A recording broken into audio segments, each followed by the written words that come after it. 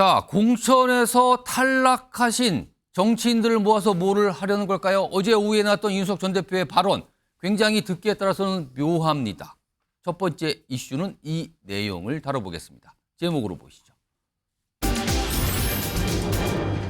자, 신당은 공천 낙오자의 맛집일까? 공천 맛집이란 표현 정치권에서 흔히 쓰는데 이른바 탈락하신 분들이 공천 거의 보장받고 뭔가 옮겨가는 거, 이런 걸 말하는 거거든요.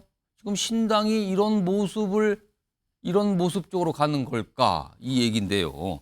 자, 그럼 첫 번째 준비된 목소리에는 이준석 전 대표가 등장을 하는데 지금 제목과 관련된 얘기를 합니다. 들어보시죠.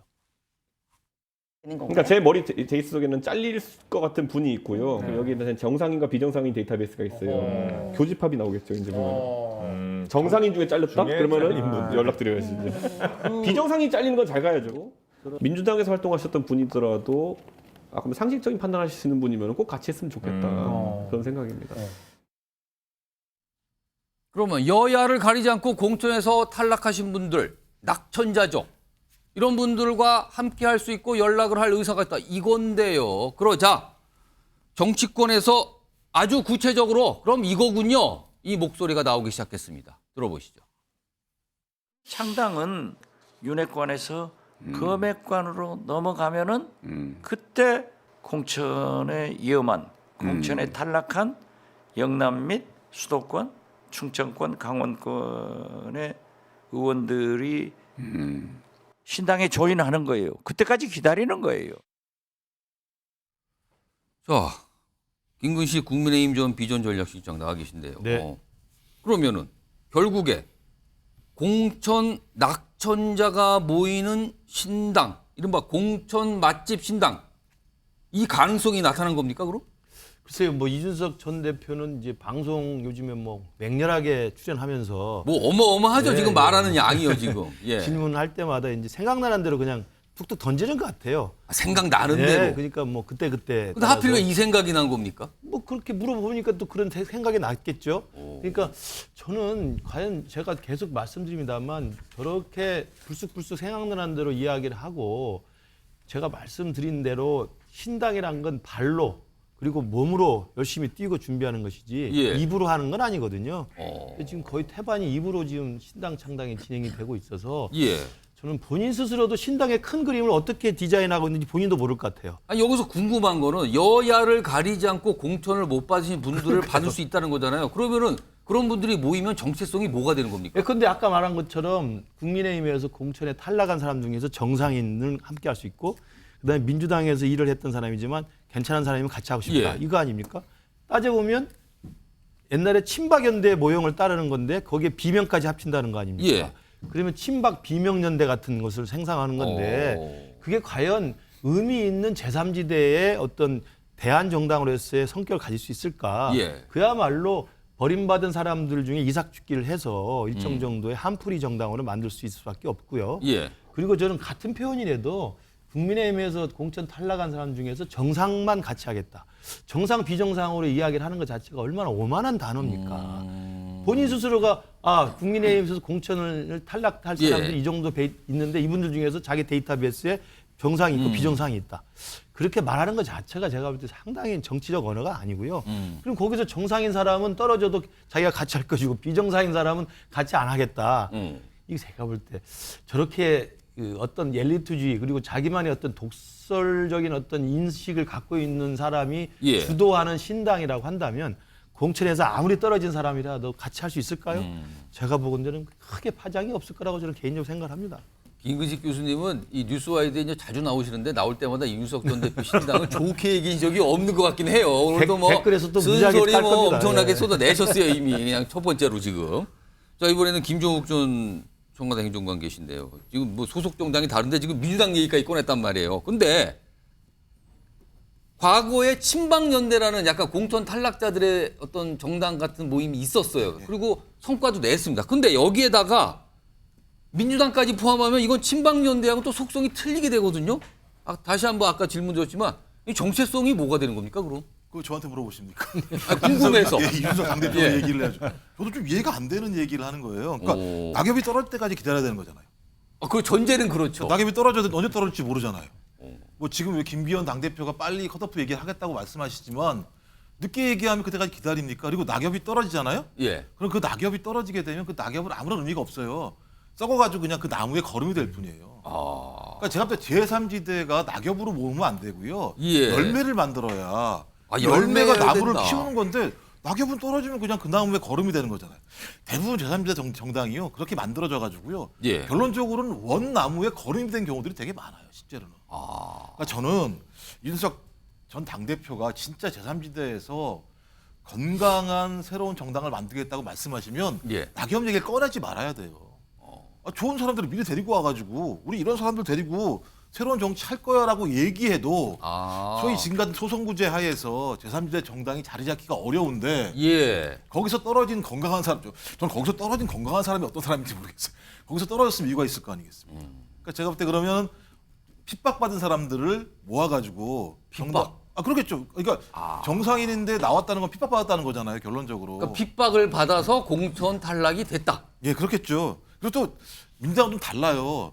핍박받으신 분들이 예. 예를 들어 무슨 뭐 열심히 정의롭게 싸우다 핍박받은 분들이 또 아니기 때문에 마치 여당 핍박하고는 다르다는 핍박 같는데요. 지금 말씀하시는 거는 또. 아니 누가 탄압을 안 했는데 본인이 탄압받았다고 얘기하는 거니까 예를 들면요. 알겠습니다. 예. 자객이 갔다고 말씀하십니다만 아니, 예. 무슨 뭐 이재명 당대표가 자객을 보냈나요? 알아서 간 건데. 그래서 제가 볼 때는 낙엽 말씀하시기 이전에 좋은 열매가 될 분들하고 도움결의 하셔서 예. 국민들에게 빨리 선보이셔라. 그래야 국민들이 찍어주죠. 예. 왜 낙엽을 국민이 찍어줘야 됩니까? 지금 여야 소속 정당이 다르신 두 분 다 반응이 안 좋아요, 지금요. 그러니까 낙엽은 결국엔 그 나무의 거름이 될 뿐이다. 열매를 만들어야지 새로운 인물을 부각시켜서 신당 얘기해도 될랑말랑 하는데 지금 무슨 소리입니까? 이런 말씀이신데 윤기찬 변호사께는요. 아까 이 얘기를 했어요. 신당 함께 하실 분들은 공천이 안 되신, 공천이 어려우신 분들 중에서 정상이라고 그랬어요. 그럼 정상인가 비정상, 그리고 본인이 데이터베이스도 갖고 있다는 식으로 얘기했거든요. 이거 무슨 기준입니까? 그럼 그거는? 저는 사실 이준석 전 대표가 국민의힘을 압박하는 발언이라고 생각을 해요. 지금 저 얘기를 꺼내놓은 게요? 왜냐하면 공천 결과에 따라서 탈락하시는 분들을 모아서 본인이 신당의 활력소를 쓸 수 있다 이런 취지잖아요. 예. 근데 본인이 선택하는 사람은 정상인이라는 거죠. 그러니까 국민의힘은 정상인을 탈락시킨 거예요. 전제가 그렇게 돼야 되는 거군요. 그리고 저 부분은 이제 현행 선거법을 고려하면은 컷오프만 대상이 돼요. 경선을 실시하게 되면 당의 선거에서 당의 선거구의 후보자로 나올 수가 없잖아요. 경선 예. 탈락자는. 그러니까 소위 말하는 컷오프의 대상자들을 상대로 해서 의미가 있는 것인데 컷오프 중에서 억울하게 컷오프 당했다는 취지죠. 정상이라고 평가를 한다 그러면. 그러니까 결국은 본인이 만약에 저런 취지로 진행이 돼가지고 본인이 공천을 한다 그러면 이분은 본인이 선택한 사람 정상인인데 예. 국민의힘에서 억울하게 컷오프가 됐다. 예. 이런 식의 이제 그 베이스를 까는 건데 사실은 저것이 어느 정도 성공할지 모르겠지만 저는 개인적으로 신당을 향한 그 어떤 전략 차원의 진군이 아니고 예. 국민의힘을 압박하는 차원의 것이다. 그 압박의 목적은 뭡니까, 그러면? 아니 본인이 이제 그 대구 같은 경우 예를 들죠. 예. 대구에서 만약에 영남권에서 상당한 컷오프가 진행이 된다. 중진들. 예. 그러면 그 컷오프 대상지에 그 컷오프된 분들이 어디로 갈 데가 없잖아요. 무소속 출마, 예전 같은 무소속 출마를 예. 했는데 신당에 갈 수가 있는 거죠. 그렇다면 영남권 컷오프 할 때 국민의힘 입장에서 보면 부담스러운 부분은 없지 않아 있습니다. 그래서 그런 갈 곳을 없애자는 차원에서 이준석 전 대표에게 좀 더 손을 내밀어야 된다는 의견이 또 대두될 수 있는 것이고 하기 때문에 개인적으로는 물론 저게 본인의 전략일 수도 있어요. 실제 신당을 차려서 예. 선거법이 만약에 바뀌지 않는다면 바뀐다면 병립형 비례형으로 간다면 그 떨어진 분들 모아서 비례의 표수를 얻을 수도 있는 거거든요. 예. 그러니까 이런 다목적의 포석일 수가 있어요. 저번에 지금 행동은. 그런데 뭐 나중에 나오겠지만 아직까지는 저런 포석이 확정된 것 같지는 않고 그러나 본인은 저렇게 바둑판에 몇 개를 두게 되면 예. 이게 혼란스럽죠. 국민의 입장에서 보면. 지금 여기 계신 분도 혼란스러워하고 있어요, 지금요. 그래서. 그러니까 여러 가지 포석이 있는 겁니다. 국민의힘을 압박할 수도 있고 본인이 나중에 컷오프 당에서 오시는 분들에 대해서 정상인이라는 또 타이틀을 부과해서 경쟁력을 키울 수도 있고. 정상인 타이틀. 예. 그러니까 이렇게 그 본인이 쓰는 언어에 대해서 언론이 반응하게 되면 상당히 예. 의미가 주어지는 거거든요. 그런 식으로 봅니다. 그럼 본인이 딱 지목하신 분은 정상인, 그리고 공천 받으신 남아 계신 분은 비정상인, 뭐 이렇게 되는 겁니까? 그럼 상황이 이런 걸 노린 거냐는 거죠, 지금요. 그런데요, 방금 들으신 말씀이 어제 한 곳에서 말을 한 거거든요. 근데 다른 곳에서 어제입니다. 어제 다른 곳에서는요, 약간 다른 얘기를 합니다. 들어보시죠. 노원에서 도전하는 게 제 큰 영광이고요. 전 지금도 어제도 노원구에서 우리 당원들과 식사하고 왔습니다. 저는 역시 도전할 의사는 항상 갖고 있고요. 국민의힘이란 당에서 지금 계속 영남에 끌려가지고 수도권 선거를 치는 게 의미가 없어지는 상황 속에서는요. 저는 먼저 해결해야 될 게 있지 않을까라는 생각을 하고 다른 선택을 할 수도 있다. 이런 말씀을 드리는 거고요. 저도 약간 멋들어지게 정치하고 싶어가지고 제 고향에서 당선되는 게 너무나도 하고 싶죠. 예, 항상 제 꿈입니다. 이거 어떻게 되는 거죠? 더 혼란스러운데. 그럼 꿈은 노원. 그러니까 고향에서 당선돼. 원래 노원에서 계속 지금 3차례 도전을 했었잖아요. 거기서 당선되는 게 꿈인데 지금 영남권에서 뭔가 도전하는 신당을 만들고 있다. 뭐 이렇게 연결이 되는 겁니까? 연결을 시키긴 했지만 이게 쉽지 않은 연결을 지금 시킨 셈이 됐어요. 자, 그러자 반응이 나옵니다. 지금요. 이준석 전 대표 어떤 신당 관련해서 얘기를 하신 분이 있습니다. 국민의힘 내부의 목소리입니다. 들어보겠습니다. 지금은 워낙 쓴소리들을 많이 쏟아내고 있습니다만 그 안에 있는 애정들까지 다 떠나가진 않았다고 생각합니다. 본인과 가장 가까웠던 천하용인조차도 이 당을 탈당하고 새로이 나가겠다라는 이야기는 하지 않고 있죠. 이준석발 신당을 실제 만드는 세력화는 여전히 좀 어렵다 생각하고요. 그러면서 김병민 최고위원이 그러잖아요. 윤석열 대통령이 대통령이 되면은 본인이 지구를 떠나겠다 농담 반 진담 반 한 소리가 있었잖아요. 근데 그 뒤에 결국엔 선거 도왔다. 늘 이렇더라. 정치는 모른다. 이런 얘기까지 곁들였는데 윤경호 소장님, 영남에 도전하겠다는 신당 얘기를 그렇게 강조했잖아요. 근데 또 노원에서 당선되는 게 꿈이라는 건 무슨 말입니까, 이거? 노원에서 3번이나 떨어졌지만 저는 떠나지 않습니다. 예. 이 얘기에 대한 강조인 것 같아요. 그러니까 정치인으로서 제가 한 곳을 우직하게 지킵니다. 예. 그런데 문제는 이제 노원이라는 지역은 사실 서울의 하나일 뿐이지 예. 이준석 대표가 어느 특정 지역에 절대적인 지지를 지금 얻고 있는 이게 없잖아요. 그렇죠. 이를테면 과거에 제3지대를 내세워서 성공했던, 그러니까 원내 기반을 만들었던 성공 사례 중에 자민련의 경우는 충청 지역에서 맹목적인 지지를 얻어냈고 끌어냈고요. JP라는 대표 주자가 있었기 때문에 가능했던 거고, 호남으로부터 또 열렬한 지지를 받았던 국민의당 안철수, 예. 그때도 특정 지역 있었잖아요. 예. 근데 이준석 지금 전 대표는 신당을 하겠다고 하지만 대구에서 그런 열렬한 지지를 지금 끌어내고 있다, 이런 얘기는 별로 못 듣고 있단 말이죠. 어떤 지역 기반이 있다라는 평가를 하긴 어렵죠. 그런 빈 공간에 예. 어떻게 보면 머쓱해지는 상황에서 지금 노원 얘기를 엉뚱하게 꺼낸 거 아닌가. 그러니까 제가 노원에서 3번이나 떨어졌지만 저 예. 개인 국회의원에 도전하고 있는 이준석은 떠나지 않고 있습니다. 이게 근데 이제 과연 받아들이는 일반 국민이나 유권자는 어떻게 이게 수용이 될 건가, 저도 예. 참 궁금해요.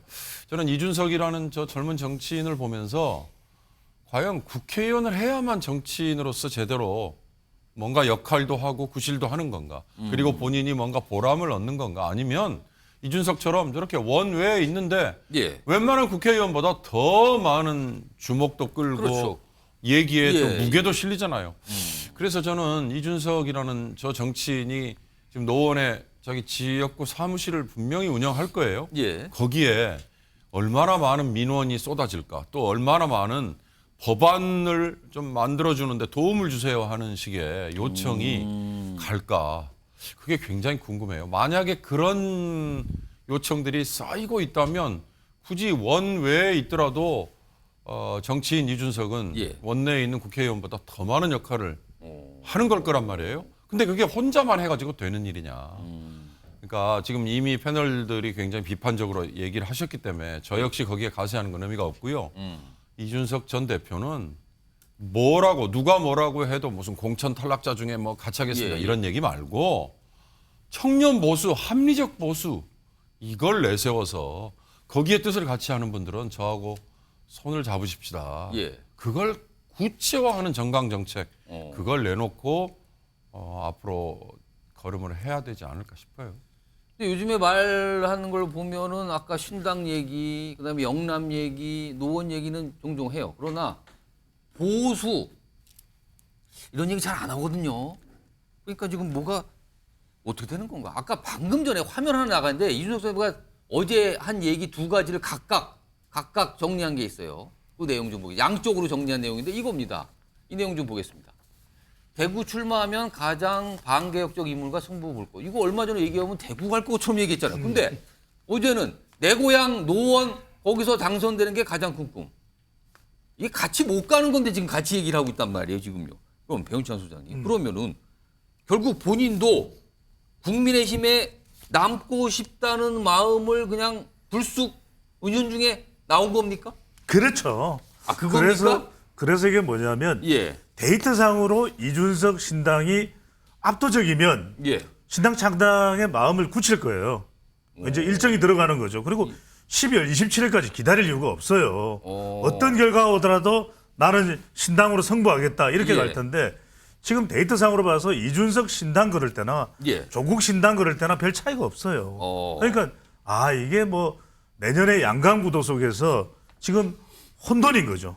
혼선인 거죠. 그러니까 지금 양쪽 표현이 다 본인이 종잡을 수가 없는 거죠. 대구 안 대구, 노원 안 노원 이렇게 되는 겁니다. 그래서 이건 뭐냐면 내 마음 나도 몰라.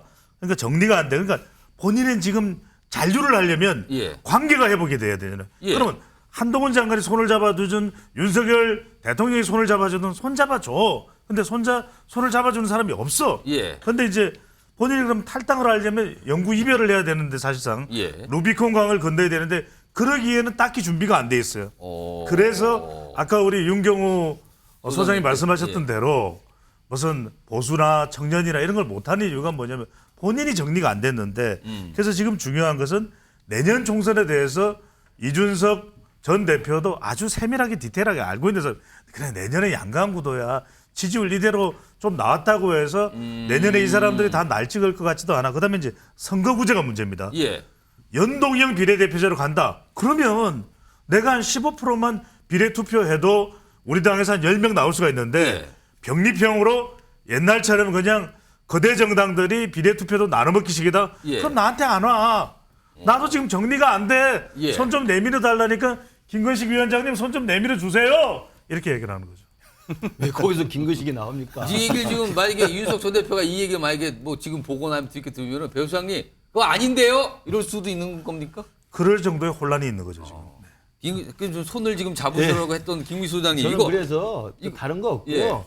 예. 이준석 대표의 이 머릿속에 자기 스스로가 정리가 안 되는 거예요. 그럼 정리가 안 된다는 거 알겠는데 그러면 김구희 소장님의 그 촉으로 네. 한 연말 그러니까 지금 12월 27일 시한 정했잖아요. 그렇죠. 네. 그 시한이 지났을 때 최종 결과는 뭐가 나올 것 같습니까? 탈당은 무조건 할 것 같아요, 저는.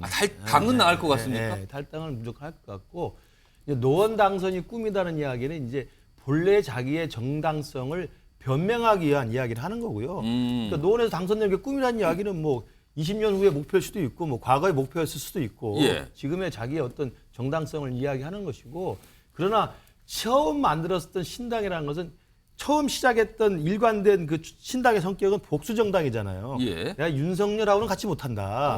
윤석열 대통령 같이 못하니까 일단 국민의힘에서 나갈 준비를 하고 있는 것이고 그래서 이제 윤석열 대통령이나 이 국민의힘이 도저히 받을 수 없는 조건을 걸어서 지금 시한을 딱 정해놓은 거 아닙니까? 12월 27일 나갈 준비를 하고 있는 것이고 그런데 나간 다음에 이제 어떻게 판을 짜느냐의 문제인데 그건 예. 아까 제가 말씀드린 것처럼 생각나는 대로 불쑥불쑥하니까 자기 스스로 정리가 안 되고 어떨 때는 낙천자 정당을 만들고 싶기도 하고 어떨 때는 금태섭 의원을 만나가지고 제3지대 신당을 하고 어떨 때는 정의당 인사도 만나고 예. 이렇게 하고 싶은 거 비명계 인사도 만나고 그러니 사실은 본인도 어떻게 할지 모르는 상황인데 그리고 가장 중요한 건 신당을 만들 수 있으려면 과거에 유승민 의원이나 안철수 대표가 그랬지만 특정한 지도자를 중심으로 일정한 노선과 정체성과 세력이 모여져야 됩니다. 그걸 가지고 신당의 예. 모습들을 만들어 나가야 되는데 혼자서 뭐 방송 나와서 아무 이야기나 아무 말 대잔치 한다고 되는 겁니까? 예. 저는 절대 탈당은 저는 제가 볼 때 거의 예견돼 있지만 신당 창당까지는 성공하기 쉽지 않을 것이다. 기껏해야 몇몇 진짜 이삭죽기로 떨어진 사람들 모아서 조그만 구멍가게 차리지 않을까 싶어요. 그래서 앞서도 김근식 교수께서 아니 신당을 지금 입으로 창당합니까? 이 얘기를 하신 거네요. 그래서 지금요. 5분 쭉 들어봤는데 반응은 좋지가 않아요. 지금요. 일단 언론입니다. 일단 뭐 거기에 대해서는요. 뭔지 모르겠다. 도대체 무슨 생각이지? 약간 이런 분위기로 설명들을 해주셨습니다. 자, 다음 주제도 여당과 관련이 있는데요. 여당이요. 요즘에 사실은 집중적인 주목을 받고 있죠. 민주당에 비하면요. 주목도가 정치권에서 굉장히 높아졌습니다. 그런데 정작 중요한 거는 뭐가 빠진 거 아니야 이런 얘기가 나옵니다. 제목으로 이슈 확인해 보겠습니다. 자, 이슈몰이는 일단 성공한 것 같은데 근데 지지율은요 어떻게 된 겁니까? 이런 질문이 붙어 있네요 지금요. 자, 지금 국민의힘에서 가장 먼저 주목을 받고 지금도 활동을 활발히 하고 있는 인요한 혁신위원장, 오늘로써 혁신이 출범 그리고 인요한 위원장이 취임한 지 한 달이 되는 날이에요 오늘이요. 그동안 인요한 위원장 많이 주목받았는데 특히 이 부분 뭔가 사투리를 굉장히 편하게 구사하면서 분위기를 약간 잡아가는 이런 모습이 있었거든요. 사투리 모음이 있습니다. 들어보시죠. 그거는 나한테 좀 맡겨보시오. 난 전라도에서 온돌방 아랫목에서 큰 촌놈이에요. 전두환 정권 때 내가 고생한 거. 그거 왜 가만히 놔두냐고 막 전두환을 막 지적하면서 그랬더니 윤 원장, 보복이라는 것은 못 쓴 것이야. 민주당은 한 말씀을 꼭 전라도 말로 해야 쓰겠어. 민주당도 그동안에 그렇게 크게 자랑할 게 없어요.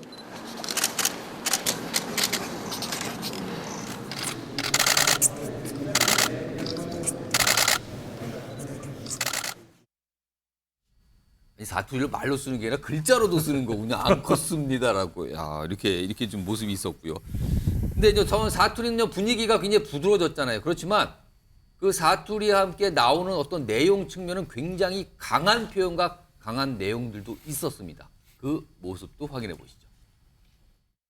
쓴 약을 꼭 먹어야 될 약을 조제해서 바른 길을 찾아가겠습니다. 제가 쓴소리 많이 할 겁니다. 당 지도부, 정진, 대통령과 가까이 지내는 의원들은 총선 불출마를 선언하거나 아니면 어려운 곳에 와서 출마하는 것을 강력히 요구합니다. 결국은 우유를 마실래 아니면 매를 좀 맞고 우유를 마실래. 시간을 좀 주면은 저는 100% 확신합니다. 움직임이 있을 거고 그들이 자, 내용 듣게 들으면 굉장히 강력한 거예요. 특히 우유. 뭐 매를 한번 뭐 이게 들고 내가 해야지 마실래? 그냥 마실래? 뭐 이런 표현까지 나왔거든요. 자, 이렇게 뭔가 이슈몰이에 성공하고 당에 자극을 줬다라는 거는 여의도에서 대부분 다 공통된 의견이 나와요. 그런데 다음 보겠습니다. 화면입니다. 국민의힘 지지율 최근 지금 보면은 또 뒷부분 보시면 한 달 정도 보시면요. 지금 이게 이제 리얼미터 조사인데 35 정도에서 37 그냥 멈춰 있어요. 그냥 잡혀 있죠. 그대로 서 있습니다. 다른 조사도 좀 보겠습니다. 여기도요. 뭐 한때 37 올라가는 것 같다 다시 내려갔죠. 그럼 30%, 35%에서 그냥 왔다 갔다. 크게 뭐 눈에 띄게 올라갔다라고 할 수 있는 상황은 아니에요. 내려가지는 않고 있지만 뭔가 잡혀 있는 느낌은 분명히 들거든요. 자, 그럼 배윤천 소장님. 침체된 당 분위기를 왜 활력을 준 거 맞는 것 같고요. 이슈몰이도 하는 것 같고요. 개인이 어떤 굉장히 활동도 많이 하는 거 맞는 것 같아요. 근데 당 지지율은 왜 이러는 겁니까? 왜? 예. 뭔가 손에 잡히는 게 없는 거예요. 그러니까 가변이 있어야 되는데 예. 가변, 가시적인 변화가 있어야 되는데 그걸 가변이라고 합니까? 아니, 만들면 되는 거죠. 없어. 뉴스 와이드에서 만들면 되죠. 예. 근데 없는 게 뭐냐면 지금 지지율이 3개월 전, 6개월 전, 2개월 전, 4개월 전 똑같아. 예. 박스권이야. 왜 이게 뭐냐면 진영, 그 다음에 대결, 예. 고착, 오. 프레임 이런 상황이 돼버린 거죠. 그러니까 대통령 지지율도 올라가려고 하는데 박스권, 지지율도 변하려고 하는데 박스권. 이건 뭐냐면 뭔가 유권자들이 볼 때 중도, 무당, 2030 MZ세대 수도권에서 이럴 정도가 뭔가 나와야 되는데 아까 말씀드린 가변이 없는 거죠. 그러니까 가변적이지가 않는 거죠. 그래서 인요한 위원장이 불출마, 험지 출마 예. 그러면 화다 퍼레이드가 나와야 되는데 없잖아요. 그다음에 지금 끊임없는 악재가 양정당에서 쏟아져 나오니까 에이 이러면서 그냥 이게 고착화 돼버리는 프레임이 굳어져 버리는 예. 현상이 나타나고 있는 거죠. 그러니까 뭔가 얘기도 들리고 뭔가 모습이 있으니까 눈과 귀는 가는데 손이 안 간다 이 뜻 같기도 하네요. 뭔가 지금요. 이런 상황에서 오늘 인요한 혁신위원장 충남을 방문했습니다. 국민의힘 소속인 충남지사를 만났거든요. 여기서 좀 얘기들이 나온 게 있어요. 그 내용도 좀 확인해 보시죠.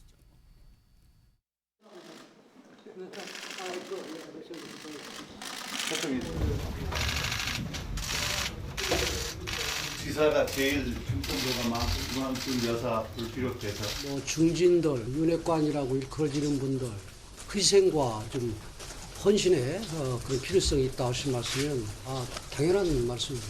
지사님 같은 분이 많이 계시면 제 일이 좀 쉬울 텐데. 추진력이 있으니까 그냥 팍팍 밀고 나가세요 그냥. 네. 제대로 혁신의 얘기를 적극적으로 받아들이지 않고 시간 끌다면은 논개처럼 다 끌어안아 버리세요 그냥. 다 끌어안고 그냥 버리세요. 그래야 뭔가 변하지 뭐. 우리 당에 이런 중진들이나 아니면 지도부에 있는 분들이 어려울 때 희생과 헌신을 먼저 하는 그런 자세가 필요하다 하는 그런 원론적인 그런 얘기고요. 그리고 또 당연히 그렇게 된다고 생각을 하고 있습니다. 기자들 질문에 원론적인 얘기지만 그 앞선 얘기는 농개처럼 끌어안고 그냥 빠져버리라는 거잖아요, 지금요. 그건 원론적인 얘기 아닌 것 같은데요. 굉장히 강한 얘기를 끌어냈는데, 윤기천 변호사. 지금 아까 지지율 얘기도 설명 좀 해드렸는데, 윤여한 위원장의 제안만 눈에 보이고 귀에 들리고 막상 지도부나 친윤 의원들의 혁신 의지는 안 보인다. 이것 때문에 지지율이 잡혀 있는 겁니까? 이거 어떻게 판단하세요? 말씀하신 대로 사실은 아직은 현실화되고 있지는 않은 거죠. 그러니까 첫 번째는 지금 진영 간의 지지세는 그대로 가는 것 같고, 예. 그러니까 무당층 내지 이제 중도층의 움직임이 움직여야 되는 거잖아요. 근데 거기 지금 안 움직이는 거 아닙니까? 그렇죠. 그러니까 첫 번째는 일단 당내 문제들이에요. 이 혁신의 대상 논의되는 것들이 예. 당내 문제이기 때문에 이 정치에 크게 민감하지 않은 분들 입장에서 보면 아직까지 나한테 와닿지 않은 거죠. 후보자가 선출이 되기 전까지는 그런 문제가 하나 있는 것이고, 또 하나는 이미 이제 그렇게 되겠어라는 기대감이 아직은 없는 거로 보여집니다.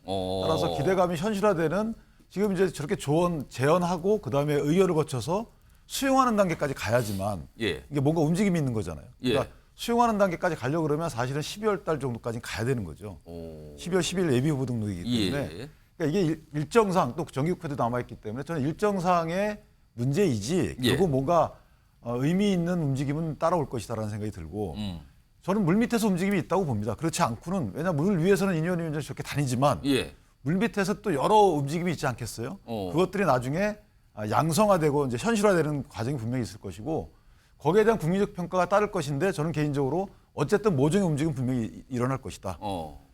이준석 전 대표 문제까지 포함해서 예. 저는 그렇게 기대를 하고 있습니다.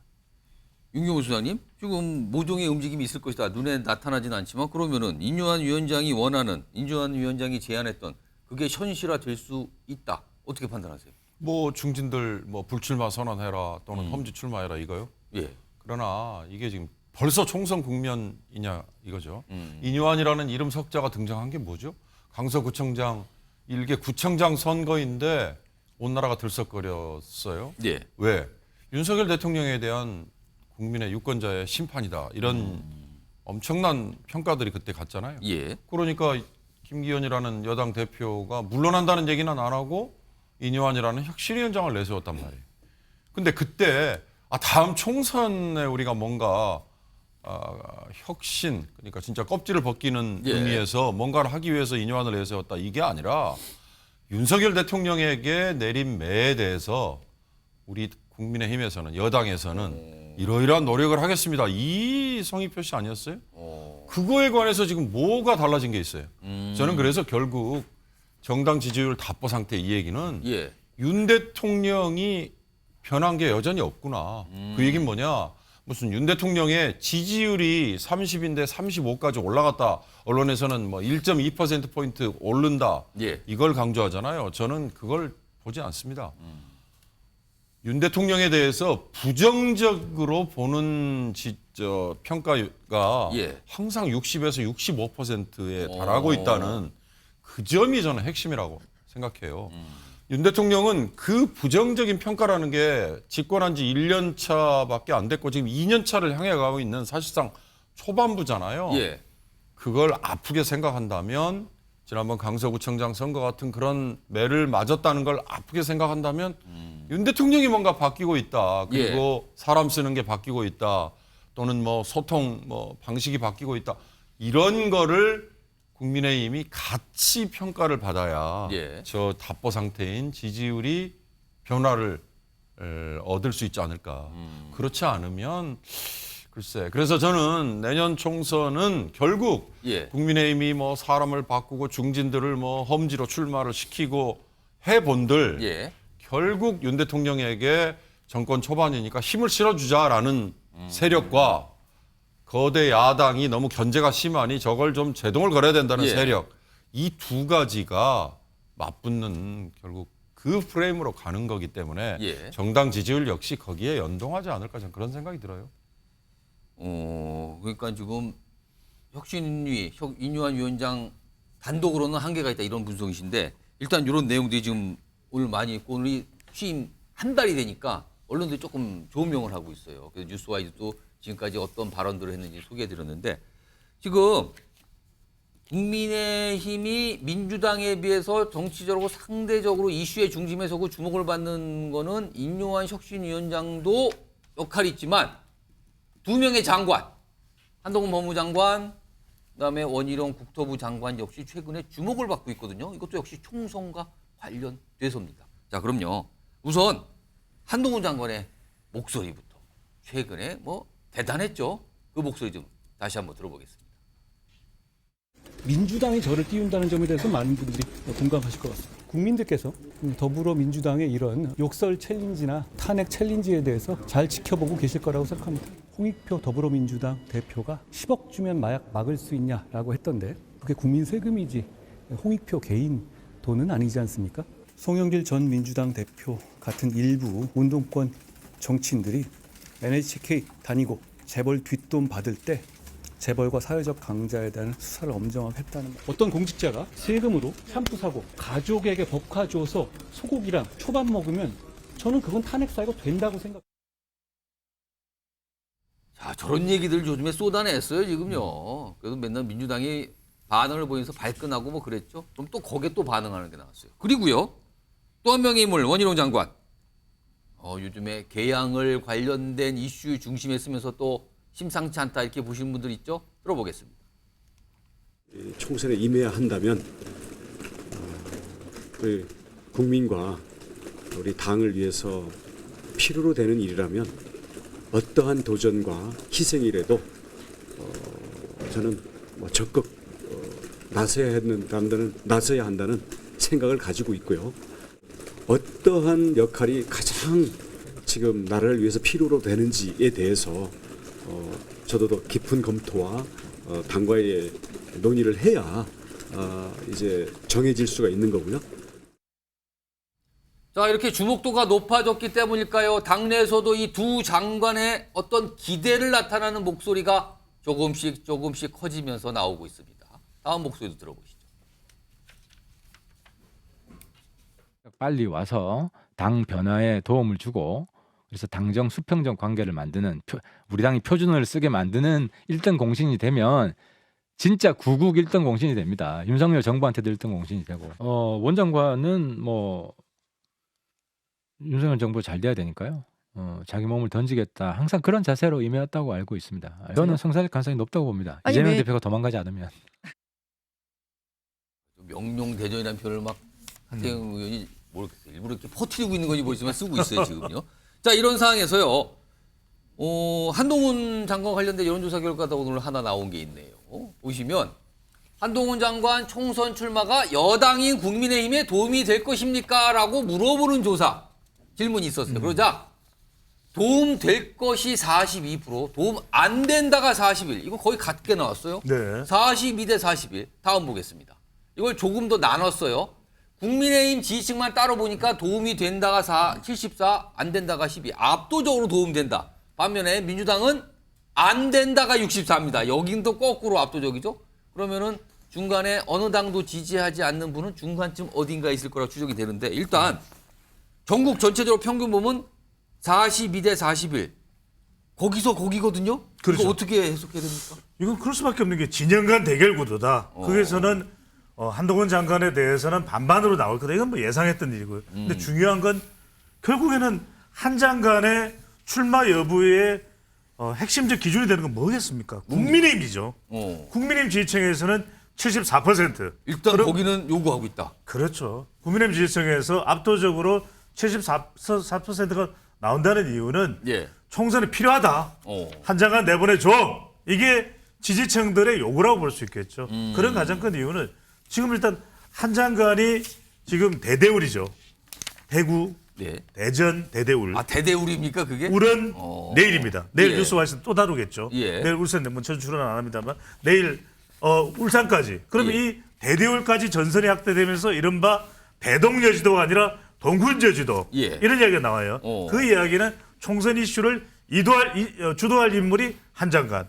그 다음에 이준석 전 대표가 상당히 요즘에 뉴스에 많이 회자됩니다. 예. 이걸 차단할 수 있는 사람이 누구? 대구에서 또는 서울에서 전국적으로 한동훈. 예. 그러니까 한동훈에서 이제는 무조건 한동훈 예. 이렇게 변해가고 있거든요. 그래서 한동훈 장관은 적어도 국민의힘 지지층에서는 총선의 필요 충분 조건이 되고 있는 거죠. 그래서 전체 평균 지지율보다는 국민의힘 지지층이 높게 나왔다는 부분을 주목해 주셨는데, 그런데요, 김종욱 전 행정관? 네.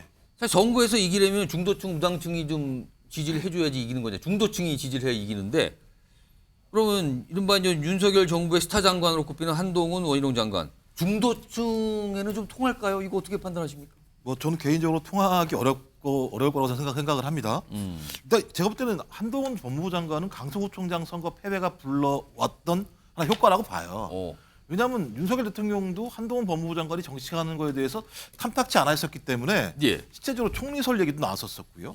그다음에 국민의힘 내부에서도 한동훈 법무부 장관이 국민의힘의 얼굴로 나오는 것이 좋은가 안 좋은가 논쟁이 많았었던 측면이 꽤 있습니다. 예. 근데 지금은 뭐라도 해야 되는 상황이니까 다 불러내야 되는 상황인 거죠. 전 그래서 한동훈 법무부 장관을 지금 호출하는 거라는 생각이 드는데, 저는 근본적으로요, 한동훈 법무부 장관이 중요한 게 아니라 지금 333 구도입니다. 그러니까 예를 들면 민주당 3, 국민의힘 예. 3, 무당층 3인데 이 무당층 3 중에 제가 볼 때 2.5 정도는 소위 윤석열 정부에 대해서 부정적으로 보는 사람들이에요. 그러면 윤석열 대통령이 변하지 않는다면 예. 한동훈 법무부 장관이 뭘 한다고 하더라도 안 되는 거예요. 그럼 만약에 뭘 해야 되느냐? 과거에 소위 MB 시절에 예. 박근혜 전 대통령처럼 여당 내 야당 역할을 해야 돼요. 그래서 적어도 윤석열 대통령의 국정 운영이 진행된다고 하더라도 그 내부에서 예. 소위 중도층의 요구를 반영할 수 있는 정치인으로 한동훈이라는 위치가가 만들어져야 됩니다. 예. 그게 가능할까요? 저는 가능하지 않다고 생각이 분명히 분명히 들고요. 예. 또 하나 지금까지 해놓은 걸 보면 한동훈 법무부 장관은 윤석열 대통령의 아바타 같은 분위기예요. 아바타. 네. 제가 볼 때는 심판론을 다시 얻는 거죠. 검사인데 또 검사가 나온다. 그러니까 중도층이 바라는 건 이런 건 아니라는 생각이 들어요. 예. 좀 그렇다면 이 방식이 당장 국민의힘 입장에서야 가졌다가 쓰고 싶겠습니다만 예. 다수의 국민이 한동훈 법무부 장관이 정치를 한다고 해서 와우 변할까? 거기에 지지를 보낼까? 저는 좀 회의적입니다. 그 부분은. 자, 김근식 교수님. 네. 그러니까 두 장관, 이른바 스타 장관으로 보이는 두 장관, 특히 한동훈 장관, 중도층에 통할까? 저도 이 부분은 아까 여론조사가 이제 거의 동률로 나왔지 않습니까? 예. 도움이 될 거다, 도움이 되지 예, 않는다. 거의 같아요. 네, 그런데 그것이 지금의 민심의 이제 한 풍향이라고 생각합니다. 풍향이라고 생각하는 게 한동훈 장관이 우리 당의 지지층들, 예. 그러니까 국민의힘을 지지하는 우리 당의 지지층들 유권자한테는 환호를 받죠. 예. 위대한 셀럽이 되어 있고 정말 많이 좋아하고 우리 지역에서도 보면 한동훈 장관에 대한 그 애정이 굉장히 높습니다. 그러나 그것이 실제 수도권 선거에서 이미 우리 당 지지층이 아니라 그 플러스 알파로서 중도층과 외연을 확장할 수 있는 그 파급 효과에는 과연 한동훈 장관이 도움이 될지 이건 저는 좀 지켜봐야 된다고 생각을 해요. 그래서 저는 지금 중요한 것은 뭐 제 개인적인 생각입니다만 우리 당에 저는 이제 서울에서 송파병에도 준비하는 사람 입장에서 예. 우리 당이 승리하기 위해서는 한동훈 장관이 출마를 할 거냐 말 거냐, 한동훈 장관 효과가 뭐냐 이런 거보다는 예. 이뇨한 혁신위가 얼마나 성공할 거냐 말 거냐. 그래서 이뇨한 혁신위가 성공을 하면서 성공한다는 것은 영남 중심의 기득권 중진이나 기득권 지도부나 기득권 세력들이 예. 조금 더 희생하고 헌신하면서 결단하면서 내려놓으면서 수도권 중심의 선거 전략으로 분위기가 확 바뀌어야 되는 거거든요. 예. 그 수도권 중심의 선거라는 것은 바로 중도층의 소구력이 있는 이미지, 또 인물, 또는 정책, 예. 그런 발언 이런 것들이 나와야 되기 때문에 그것이 훨씬 더 저는 우선적인 과제이고 한동훈 장관에 대해서는 어차피 내년 총선에 지금 제가 보건데 요 며칠 사이 행보를 보면 이미 정치는 시작하고 있는 거라고 봐야 됩니다. 그렇다고 한다면 한동훈 장관은 한동훈 장관대로 예. 보수층을 결집하고 그리고 젊은 층한테 일정 정도 어필할 수 있는 예. 그런 어떤 시너지 효과를 낼 수 있는 올바르고 효과적인 사용 설명서를 우리가 준비하면 되는 것이지 예. 한동훈 장관 효과가 뭐 전체 지금 수도권 선거에서 중도층을 확실하게 견인할 수 있는 필승의 카드는 좀 지켜봐야 되지 않나. 저는 오히려 이뇨한 혁신의 성공 여부가 수도권 선거에는 좀 결정적이라고 생각을 해요. 국민의힘 아무튼 여러 인물 때문에 주목을 받고 있는 것은 맞지만 아직까지 그 성과가 나타나는가? 이거는 지금 패널 분들이 약간 의문 제기들을 하시고 있네요. 자, 그럼 여기서요. 이상 토크 좀 시작해 보겠는데요. 오늘 두 차례 준비되어 있는데 우선 첫 번째 이상 토크인데요. 지난주 대구 그리고 이번 주는 대전 그리고 내일 울산을 갑니다. 아까 대대울이라고 표현하셨는데 그렇게 예정을 잡고 있는 한 장관 연결해 보겠습니다. 자, 한 장관님.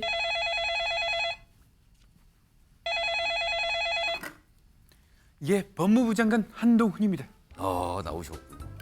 지난주도 나오셨는데 또 나오셨어요. 근데요, 이번 주에 특히 말씀하신 것 중에 여의도 사투리 아닌 5천만의 문법을 사용하겠다. 이거 주목받았는데 이 말씀이요, 혹시 사실상 나 총선 나갑니다. 출사표 던진 거 아닙니까? 예, 제가 말씀드린 워딩을 그대로 해주시면 고마운데요. 전체적인 맥락을 좀 봐주면 고맙겠습니다. 제가 지금 처해 있는 상황이 지금 법무부 장관의 법무행정을 돌봐야 되는 상황이기 때문에요. 그거 지금 열심히 하고 있습니다. 그럼 내년에 총선 절대로 안 나가십니까? 워딩 좀 봐달라고 부탁을 드렸습니다. 자, 한 장관님 총선 출마로 알겠고요. 민주당에서는 5천만 언어서기 전에 서초동 사투리부터 고쳐라 이렇게 지적을 하고 있는데 서초동 사투리에 대해서는 어떻게 생각을 하시는지요?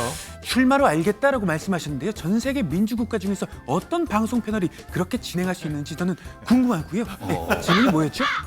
예, 질문 하나. 서초동 사투리 어떻게 생각하시는지요? 네, 지금 말씀하시는 분도 사투리 쓰고 있는데요. 정말 그렇습니다. 제가 지금 말씀드리고 있는 서초동 사투리 그리고 여의도 사투리는 정말 국민들께서 알아서 판단하시려 믿고요. 5천만 국민들께서 사용하시는 보편적인 언어를 쓰겠다 이런 의미입니다. 저는 사투리 안 쓰지 않습니까? 네네, 저는 서울 사투리니까요. 알겠습니다. 또 새가 오네요. 든다고 약간 구박을 받으신 것 같긴 느낌이 드는데 자, 그런데요, 한 장관님, 지난주 이제 대구를 방문했을 때는 대구 시민들을 깊이 존경한다고 말씀하셨거든요. 근데 혹시 대구 시민들만 존경하시는 겁니까? 뭐 서울이나 경기도 분, 혹시 뭐 광주 분은 존경 안 하세요? 세상에 그런 정치인이 있을까요? 예, 저는 그렇게 묻지 않고요. 예. 대구 시민들은 존경해야만 할 이유가 있습니다. 예. 대구 시민들을 깊이 존경해 왔고요. 6.25 전쟁 과정에서 단 한 번도 적에게 이 도시를 내주지를 않았습니다. 예. 그리고 자유민주주의를 위해서 헌신하신 분이라는 건 우리 국민 모두가 앵커님도 아시지 않습니까? 예. 배종찬 소장은 모를 겁니다. 아마. 네. 저는 그렇게 생각합니다. 대구 시민들을 정말 존경합니다. 그럼 다른 지역 주민들은 물론 존경하죠. 존경한다. 아니라고 보시나요? 네네. 배종찬 소장을 라이벌로 보시는 것 같은데, 자, 그런 대구 리가 시민 있습니까? 존경하는 이유 중에 세 가지 이유 중에 하나로 굉장한 여름, 더위를 늘 이기시는 분들이기 때문에 존경한다고 꼽으셨는데, 대구를 덥다고 하시는 그럼 부산은 안 덥나요? 그러면 울산은요? 순천은요? 전주는요? 예, 굉장히 좀 저급한 질문을 하시는데요. 제가 이 질문에 대해서 구태여 답변드릴 이유를 지금 찾지 못하겠습니다. 그러나 대구 시민들을 이렇게 얘기한 이유는요. 이 전쟁의 폐허 가운데에서 다시 한번 대한민국을 일으킨 역사가 대구에서 있었기 때문에 제가 그분들에 대해서 존경의 의미를 담은 겁니다. 배 소장이 저급하지 않은 질문 하나 더 하시죠. 네, 알겠습니다. 자, 이준석, 그런가 하면은 서울행 기차표 취소하면서 동대구역에서 사인회를 가지셨는데, 이런 팬미팅 보면서 뭐 기분은 어떠셨나요? 거의 뭐 이제 대선 후보다, 뭐 일각에서는 대통령감이다, 뭐 톱스타가 된 기분을 뭐 만끽하신 건가요? 그렇게 말씀하신 건 굉장히 억측이죠. 세상에 어떤 사람들이 한 정치인을 우겨쌌다고 해서 그게 어떻게 스타일 수가 있겠습니까? 저는 제 본분에 충실할 뿐입니다. 네. 자, 그런가 하면요, 요즘 한 장관님과 더불어 정치권에서 가장 주목받는 인물 이준석 전 대표 있는데, 얼마 전에 이준석 전 대표가 한 장관을 향해서 한 말이 이거예요. 한동훈 장관과 동지가 될 수도 있다. 동지 될 생각 있으세요? 동지에는 역시 팥죽 아니겠습니까? 네. 굉장히 좀 얼토당토하는 얘기라고 보고요. 저는 예. 장관으로서 열심히 지금 일을 하고 있고 그분은 정치인 아니겠습니까? 그런 위치에서 각자의 위치에서 얘기하고 있는 거라고 보시면 되겠습니다. 네, 동짓날 파축은 또 저급한 유머가 아닌가 생각이 드는데 네, 잘 드시게 생겼습니다. 이준석 없어서 못 먹죠. 이준석 전 대표가 한 장관께 윤석열 퀴즈에서 벗어나야 한다 이런 얘기를 했는데 이준석 전 대표에게 좋은 한마디 해주신다면요. 어휴, 퀴즈 얘기가 굉장히 유치하지 않습니까? 이준석 전 대표는 유승민 의원실에서 인턴하셨는데 유승민 퀴즈인가요? 아니죠. 그렇게 퀴즈냐, 누구의 퀴즈냐, 누구의 참모냐 이렇게 보시는 분들은 아니라고 보고요. 국민들께서 다 판단하시려 봅니다. 알겠습니다. 뭐 아까 주로 말씀이 국민들께서 다 판단하시라 봅니다가 주로 많이 들어갑니다. 알겠습니다. 한 장관님 그만 끊으셔도 되겠습니다. 예, 고맙습니다. 이상민 크리에이터 수고 많으셨는데 잠시 쉬었다가 다음번에 또 준비됐거든요. 한 번 더 모시겠습니다. 똑같네요. 진짜 얘기하는 거 같은데. 근데 배영찬 소장님이 경쟁자라고요? 알겠습니다. 자, 이런 가운데 지금 여당 주제가 안 끝났어요. 지금 이런 가운데 김기현 국민의힘 대표 체제에서 지금 뭔가 여당 국회의원들 컷오프 얘기가 나오기 시작을 했거든요. 일단 어제 나온 발표 내용이 있습니다. 들어보겠습니다. 혁신위가 제안한 현역 의원 20% 공천 배제 원칙을 넘어서는 엄격한 현역 국회의원 평가 방안을 의결했습니다. 경쟁력을 평가하고 당무감사, 도덕성 평가 등 정량 평가를 최대화하기로 했습니다. 획일적인 가산점 부여 대신에 청년을 연령대별로도 나눠서 가산점을 주기로 했습니다. 혁신이 제안 사항을 총선 기획단에서 적극적으로 수용한 결과물입니다. 혁신위의 제안을 적극 수용했다. 화면 좀 보겠습니다. 그래서 이렇게 어제 나온 거예요.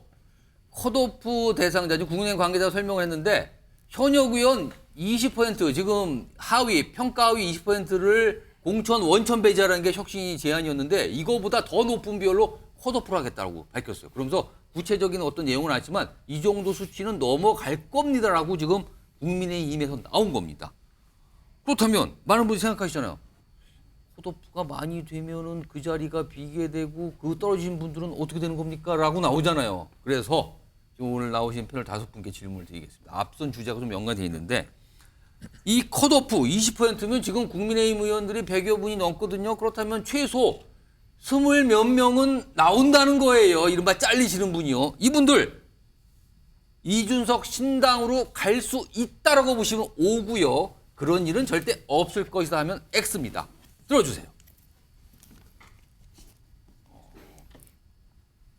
저를 중심으로 이쪽에 계신 세 분은 다 X, 이쪽에 두 분은 O입니다. O. 그러면은 일단 O를 고르신 분이 좀 두 분이신데 어떤 분이 좀 뭐 비슷한 의견 같은 유경호 선생님께서 말씀해 주시죠. 아까 이준석 전 대표가 예. 공천에서 탈락한 분 예. 중 정상인 이랬지만 정상인은 빼고요. 예. 그거에 대한 평가는 이미 하셨으니까. 근데 저는 아까 그 공천에서 탈락이라고 얘기하면 예. 시점이 너무 늦잖아요. 그런데 바로 국민의힘에서 이런 식의 어제 움직임이 나왔단 말이에요. 어제 있었다는 걸 이준석 대표가 간파를 한 거구나. 그러니까 현역 의원을 미리 컷오프를 시켜주면 이 중에 당연히 이준석 신당으로 예. 가세요라고 오히려 더 등을 떠밀어주는 결과가 되는 건데 문제는 아까 패널들 코멘트 중에도 있었어요. 뭔 얘기냐. 예. 거대 양당의 울타리가 사실 지금 너무 넓고 그 힘이 사실 너무 강하죠. 예. 그러니까 거대 양당이 전국 단위의 선거를 지금 수차례 치르면서 예. 국고에 반납하지 않아도 되는 뭐 쓸 수 있는 예. 돈 그리고 그런 여러 기반으로 마련한 부동산 예. 이런 거를 이제 토대로 인력과 조직과 또 데이터 어마어마하게 가지고 있잖아요. 그러니까 이미 지금 대한민국은 소선거구제를 유지하는 한은 예. 이 거대 양당의 이 울타리 강한 예. 울타리가 결합이 된 이 정치 체제를 깨기가 너무나 어려워졌다. 그러니까 소선거구제를 과감하게 뜯어 고치든가 아니면 예. 이 거대 양당이 가지고 있는 인력과 자산과 뭐 등등등등의 어드밴티지, 영어로 자꾸 얘기해서 죄송합니다. 이런 것들을 깰 수 있는 뭐가 생겨야 되는데 없잖아요. 그런데 바로 이런 현역 의원 컷오프, 물론 현역 의원 컷오프라는 게 이번에 새로 나온 거 아닐 거예요. 다른 지난 선거에도 있었던 늘 제도예요. 있었죠. 근데 이걸 시점을 당겨주면 당겨줄수록 이 이준석 신당으로 가는 현역 의원이, 왜냐하면 내년 5월까지는 현역 의원이잖아요. 많아진다.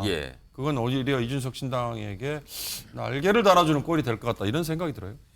자, 이쪽에는 좀 다 세 분 모두 X인데 한 분만 들어보죠. 저 윤기찬 변호사께는 뭐 이유 짧게 설명해 주시고 X를 하신. 그리고 근데 김기현 대표는 지금 아무 결정 안 하고 있잖아요. 그러면서 본인이 주도하면서 하위 20%를 잘라버리면 이게 리더십이 되겠습니까? 그분도 엄청나게 반발하는 거 아닙니까? 그래서 저는 일단 신당 자체가 만들어질지 여부가 불투명하기 때문에 갈 플랫폼이 없을 수도 있다라는 생각이. 신당 자체가 없으니까 갈 데가 없다. 두 번째는 이제 신당에 가서 당선 가능성이 있어야 되잖아요. 그러니까 선거제 개혁 여부에 따라서 이것이 만약에 병립형으로 가게 되면 지역구 출마를 해야 되는데 지역구 출마해가지고 당선될 그 해당 지역, 본인이 지역구를 옮길 수는 없는 거고 그 해당 이제 원래 있었던 지역에서 다시 출마를 해야 되는데 그게 여의치 않을 것이다라는 생각이 들고요. 만약에 이제 연동형 비례로 간다 하더라도 이준석 대표가 추구하는 이 진영 정치가 아니고, 이준석 대표 책을 읽어보면 본인은 진영 정치가 아니고 매력 있고 실력 있는 정치를 하고 싶어 해요. 그렇다면 본인은 정상인이라고 이렇게 규정을 하고 있지만 실제 특정 정당에서 컷오프 당한 분이기 때문에, 그것도 당무감사를 통해서 이거를 국민들께 어필시키려고 어떻게 재무장시킬 것인가에 대한 기본적인 의문이 있어요. 그래서 저는 개인적으로 신당이 만들어진다 하더라도 당선 가능하지 않기 때문에 갈 엄두가 안 나는 것이고, 또 하나는 이런 분들이 이제 선수에 따라 다르겠지만 어쨌든 국내심에서 또 여러 역할을 할 수가 있거든요. 다음 지방선거도 있고 하기 때문에 저는 그런 기회 측면에서 보면 이준석 대표와 같이 할 유인이 마땅치가 않다. 따라서 저는 갈 가능성이 상당히 없다라고 생각합니다. 지금 김기현 대표가 아무 결정을 안 한 상태에서 컷오프를 왕창 시켜버리면 그거는 어떻게 되는 거죠? 저는 김기현 대표가 컷오프를 하면서 본인이 이제 갖고 있는 메리트가 여러 개 있잖아요. 불출마도 있지만 당대표라는 직책도 있어요. 그러니까 당대표라는 직책을 내려놓는 것도 희생인 거죠. 그걸로 그냥 뭐 수도권 안 오고 그걸로 끝나는 겁니까, 그럼? 그러니까 지금 제가 말씀드린 수도권을 올라 그러면 김기현 대표 울산에서는 누군가 당선이 될 수 있겠죠. 그럼 김기현 대표 수도권 와가지고 한석을 늘릴 수 있는 여지가 있어야 돼요. 그러니까 선거 전략 차원에서 보면. 그런데 당대표가 흔들리게 되면, 예를 들어 당대표가 흔들리고 여러 명이 반길 들어서 당의 갈등이 또 이게 현실화되게 되면 선거 전략 차원에서 우리가 유리한 것에 대한 기본적인 고민을 있을 것이다. 그러니까 개인적으로 보면 김기현 대표도 분명한 희생이라 평가받을 수 있는 이런 여러 가지 행보를 할 여지가 있다. 저는 그렇게 기대를 하고 있습니다.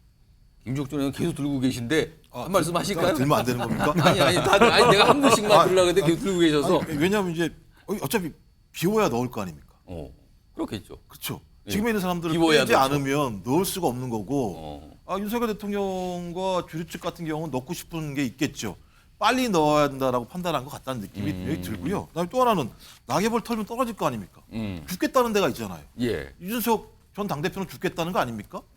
그러면 터는 사람이 있고 떨어지면 가져갈 거라는 생각이 분명히 드는 것이고, 그 국민의힘과 민주당은 좀 약간 다른 좀 전통과 역사가 있습니다. 소위 국민의힘은 무소속으로 나갔다가 돌아오신 분들이 꽤 많이 되세요. 황재원, 권성동 뭐 이런 분들 다 예를 들면 나갔다가 돌아오신 분들이 계시고요. 민주당은 주로 험지 가서 살아남은 분들이 계세요. 전 그래서 예를 들면 이준석 신당이 만들어지지 않는다면 낙동강 오리알이 되겠습니다만, 저는 신당이 만들어진다면 영남 지역은 대혈투가 벌어질 거다라는 생각이 들고, 대혈투는 두 사람의 싸움이 아니란 얘기잖아요. 3, 4, 5인의 싸움이라는 얘기거든요. 그럼 3, 4, 5인의 싸움에서 자기가 본인이 지역의 조직이 단단하고 인지도가 매우 높다고 판단한다면 저는 그런 결단을 할 사람은 분명히 있을 거다. 좀 그렇게 되면 진짜 TK 목장의 결투는 심각한 상황으로 갈 수 있다는 생각이 들어요. 그 부분과 관련해서. 알겠습니다. 여당 얘기 뭐 여러 각도에서 좀 짚어봤고요. 다음 주제는 요즘에 야당이 이 이른바 설화가 뭐 엄청난 설화가 덮쳤잖아요. 이 내용으로 좀 가보죠. 뒤끝이 여전히 남아 있습니다. 보시죠. 이번에도 뒷북 야당 여성 의원들 어떻게 된 겁니까? 이렇게 지금 묻고 있는 제목이네요. 화면 좀 보겠습니다. 사실은 이 최강욱 전 의원의 이 문제의 발언이 나온 지가 꽤 됐어요. 지난 19일이잖아요. 그리고 이른바 저 발언이잖아요. 저 이른바 여성 비하 논란으로 퍼졌는데. 그리고 19일이었죠. 그리고 어제입니다. 당에서 긴급 비상 징계를 했죠. 당원 자격 정지 6개월의 징계를 내렸습니다. 근데요. 이 징계 결정이 나온 뒤에 민주당 여성위원회에서 성명 발표를 해요. 굉장히 비판하는 성명. 진정한 반성과 사과가 필요하다. 이건 있어서도 안 된 일이다. 이러면서 엄중한 내용의 성명을 발표를 했는데 문제는 징계 결정이 나온 뒤에 나왔다는 거예요, 이게. 한 2시간 정도 뒤에 나왔다 그러죠. 그러자 언론도 그렇고 정치권 시각이 뭡니까 이거 뒤늦게 마지못한 거 아닙니까? 이런 시각이 있었습니다. 그러자 오늘 홍익표 원내대표 등등등 민주당 분들이 뭔가 해명을 합니다. 들어보시죠. 본인들이 먼저 SNS나 어떤 그 공개 발언, 입장을 밝히는 것이 당에 도움이 안 되니 당에서 지도부가 알아서 먼저 처리해라. 제대로 하지 않으면 우리도 뭔가 액션을 취할 수밖에 없다라고 하면서 저에게 문자나 전화나 이런 걸 많이 주셨습니다. 드러나지 않는다고 아무것도 하지 않는 것처럼 생각하시는 오해입니다. 적으로는 워낙 제가 좋아하는 선배고 청와대에서 같이 일하기도 했던 사이라서 결정하는 게 정말 괴롭긴 했지만 그래도 국민들 앞에서 온정주의로부터 벗어나겠다고 약속한 바가 있었기 때문에 최대한 거기에 맞춰서 가야 되는 게 우리 민주당이 해야 될 일이다. 뭐 그러니까 드러나진 않았지만 뭔가 미리미리 당부하고 걱정하고 요청했다라는 거잖아요. 지금요. 뭐 안 움직인 거 아니다 이 설명을 했어요. 지금 두 명의 인물이요. 그런데요. 아까 봤던 화면 다시 한번 보죠. 여기 보면 최강욱 당원 자격 정지 6개월 징계 그 다음에 민주당 여성이 성명서 발표입니다. 자 김종욱 행정관 징계 결정 나온 뒤에 성명서예요? 이건 늦은 거 아닙니까? 이건 명백히? 늦었죠. 말씀하신 것처럼 민주당의 기본적인 문제점 중에 하나는 소위 온정적인 측면하고 내부 국회의원들 간의 관계를 고려하거나 친소관계를 고려하는 측면들이 꽤 있는 것 같아요. 그래서 그것 때문에 지금까지 반복적으로 국민들에게 많은 비판들을 받았던 측면들이 꽤 있죠.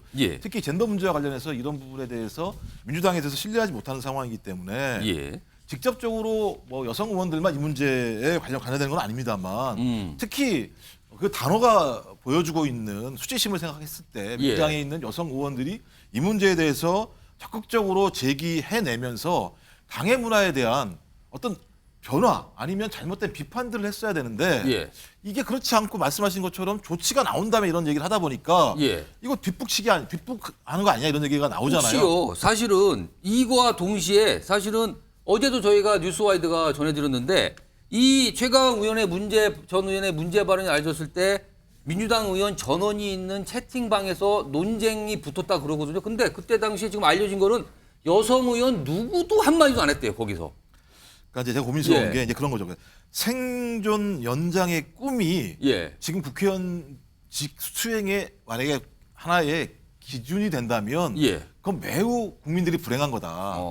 그러니까 적어도 국민들 앞에서 상식과 정의 원칙을 지키겠다라고 얘기를 했었고 끊임없이 그렇게 그 내용들을 가지고 유권자들의 표를 얻은 거 아니겠습니까? 그다음 4년간의 국회의원직 같은 경우도 본인들이 유권자에게 약속했던 또는 정당이 민주당이 약속했던 상식과 정의, 원칙을 지키는 문제와 관련해서는 좀 결연하게 그것들을 지켜냈어야 되는데 그렇지 못한 측면들이 반복적으로 벌어진 거죠. 저는 어떤 형태든지 마찬가지입니다만 제가 제가 국회의원이 아니어서 그 단톡방에 들어가지 않았습니다만 여성 의원들이 거기에 대해서 만약에 한마디도 하지 않았다고 얘기한다면 어떤 사람이 우리의 여성들을 대변할 수 있을 것인가라고 하는 근본적인 질문을 할 수밖에 없는 분명히 있습니다. 저는 그래서 이 문제는 저는 민주당이 할 얘기가 없는 거다. 그게 사실이라면 제가 볼 때는 할 얘기가 없는 사안이라는 생각이 들어요. 자, 이 사안이요. 이게 사실은 민주당 내에서 한두 번이 아니다라는 지적이 바로 나왔어요. 왜냐하면 과거에도 비슷한 모습이 있었거든요. 영상으로 확인해 보겠습니다. 서울의 민주당 광역자치단체장에게 성희롱, 성추행 피해가 있었다는 주장이 제기되어 피해 호소인 또 여성 인권을 위해서 노력하는 단체들께 진심으로 송구하고 죄송합니다. 피해 호소인이 현재 느끼고 있을 두려움과 당혹감에 마음이 아픕니다. 박원순 전 서울시장님, 박원순 전 시장님이랑 사전에 전화하신 내용 있으세요?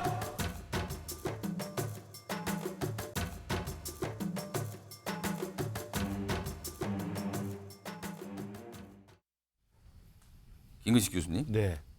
그러니까 이게 글쎄요, 모르겠어요. 어떤 정치권 인사 이런 분 말씀도 하세요. 저런 얘기가 이른바 최강욱 전 의원 논란의 발언을 들었을 때 민주당 여성 의원들도 아마 이건 심각하다고 느꼈을 거예요. 근데 심각하다는 느낌과 동시에 생각과 동시에 또 든 게 우리 편인데 이 생각이 든 거 아니냐라고 의심하신 분도 있었습니다. 그러니까 민주당 내에 다양한 목소리가 존재해야 된다고 보고 예. 지금은 근데 친명과 비명이라는 일종의 이해 갈등 관계만 밖으로 노출되는 것 같은데요. 바로 저런 최강욱 의원의 저런 막말 사태가 났을 때 사실 민주당의 다양한 목소리가 분출이 돼야 됩니다.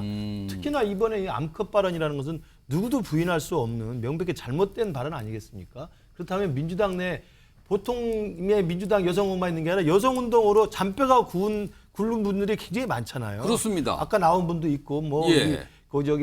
저 권인숙 의원도 있고 예. 정춘숙 의원도 있고 사실은 여성 의원들이 사실상 거의 대부분이 여성 운동으로 쭉 성장해온 분들입니다. 예. 그렇다면 목소리를 내는 게 당연하다고 생각을 해요. 근데 아까 홍익표 원내대표가 말한 것처럼 사실상 뭐 문자 보내고 전화해서 드러나지만 않을 뿐이다. 당 지도부가 먼저 해줘라라고 했다는 건데 그게 무슨 자기 의견을 내는 겁니까?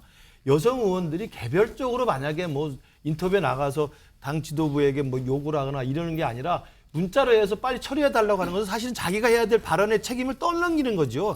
지도부 당신들이 알아서 좀 해결해 주세요라고 하는 거 아닙니까? 오히려 한 발 빼는 거라고 저는 생각이 들고요. 예. 더더군다나 6개월 그 당원권 정지 징계가 나왔으면 그 다음에 만약에 그 뒷북치는 방식으로 중앙여성위원회인가요? 거기서 성명을 낼 거면 예. 그러면 그걸 환영한다든지 뭐 이렇게 해야지. 그 징계가 다 끝났는데 지금이라도 빨리 엄중하게 대처하라고 이야기하는 건 누가 봐도 이거 짜고 치는 거 아닙니까? 그렇기 때문에 저는 민주당의 여성운동 출신의 여성 현역 의원들의 카르텔이 상당히 견고하다. 저는 그렇게 또 많이 듣고 있습니다. 그래서 아까 나왔던 박원순 당시 시장 사건, 오거돈 시장 사건, 안희정 지사 미투 사건에 민주당의 그 수많은 진보를 자처하는 여성운동 출신 의원들이 왜 침묵으로 일관했는지 저는 이번에도 똑같은 모습이 똑같이 이 기시감 있게 보여진다고 생각합니다. 예, 윤경호 수장님. 왜가 문제잖아요. 왜를 분석해 보자면 예. 겉으로는 선배 후배라고 표현되지만 예. 우리 사회에 정말 뿌리 깊은 온정 내지는 정실주의. 예. 무슨 얘기냐? 언니, 오빠, 동생, 누나 이게 공사를 다 지금 헷갈리게 만들어요. 그러니까 조금만 사적인 자리에 가면 나이 순으로 그냥 선배 후배가 돼버리고 언니, 오빠, 예. 형님, 누님 이게 먼저 가는 게 이런 냉정하고 객관적으로 봐야 되는 사안에 대해서도 역시 이게 뒤섞여 버리는 저는 그게 꼭 이번 최강욱 의원의 이 발언에 대한 엄정한 대처가 왜 안 나왔느냐 못 나왔느냐가 적용될 수 있다는 생각이 들고요. 예. 또 하나는 흔히 말하는 개딸들이라고 얘기하는 민주당 내에 강성 지지층들이 예. 맹목적으로 옹호하거나 지지하거나 이러잖아요. 예. 그들을 과도하게 의식을 했겠죠. 그러니까 여성운동을 했거나 또는 정말 여성의 인권이라는 측면에서 보면 예. 짚어야 되는 문제조차도 그들의 공세를 의식을 했다는 게 작용을 했을 것 같다는 생각이 드는데요. 처음에 제가 말씀드린 그런 정실주의, 크로니즘 이런 것들이 지금 인사에 얼마나 많이 지금 온전하고 있어요. 이거는 꼭 민주당에만 해당되는 건 저는 아니라고 봅니다. 그런데 왜 민주당에 더 이게 표면화 많이 되느냐? 예. 어떻게 보면 학생운동 시절부터 같이 쭉 뭐 동고동락을 했던 사람들이 더 많거나 또는 기타 다른 방식으로 학연지연 혈연으로 묶이는 네트워크가 더 강하거나 그거는 조금 더 객관적으로 계량화해야 될 것 같아서 이 대목은 뭐 자신은 없습니다만 하여튼 저는 형님, 누님, 동생, 예. 오빠 뭐 이 문화가 이런 공사를 구분을 제대로 못하게 하는데 큰 작용을 한 것 같다는 생각이 듭니다. 자, 그런데요. 이 와중에 국민의힘과 관련해서도 뭐가 하나 터졌습니다. 지금 화면에 있습니다. 이게 뭐죠? 국민의힘 한 관계자가 손수조 리더스클럽 대표, 최근에 총선 준비하는 걸로 알려져 있죠. 어떤 뭐 특정 지역구에서 그쪽을 뭐 도전하겠다 이런 얘기가 나왔는데, 그러자 그와 관련된 걸까요?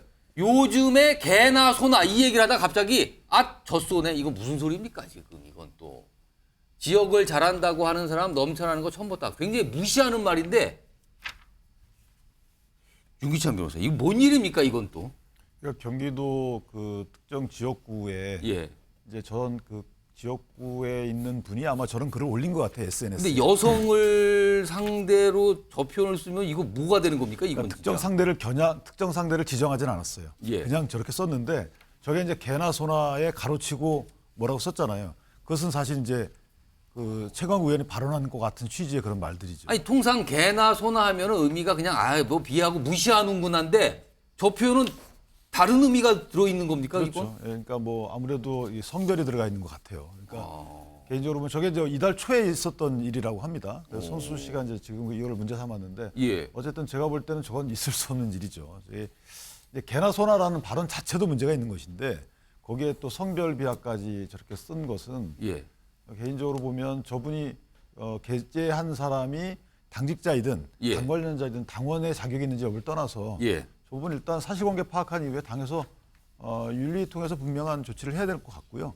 당에서 지금 뭐 좀 심각성을 인식하고 계십니까 지금? 아마 조사를 하고 있는 것으로 알고 있어요. 그리고 해당 만약에 대상 거기에 있는 의원분도 이 부분은 본인도 파악을 해서 예. 본인 스스로 개처벌할 필요가 있지 않겠느냐 이런 경위로 된 것이고 어떤 조치를 했다는 것을 해야지만 재발 여지를 떠나서 저것도 우리가 민주당에 대해서 여러 가지 비판을 하면서 예. 동일한 취지의 망발이에요, 사실은.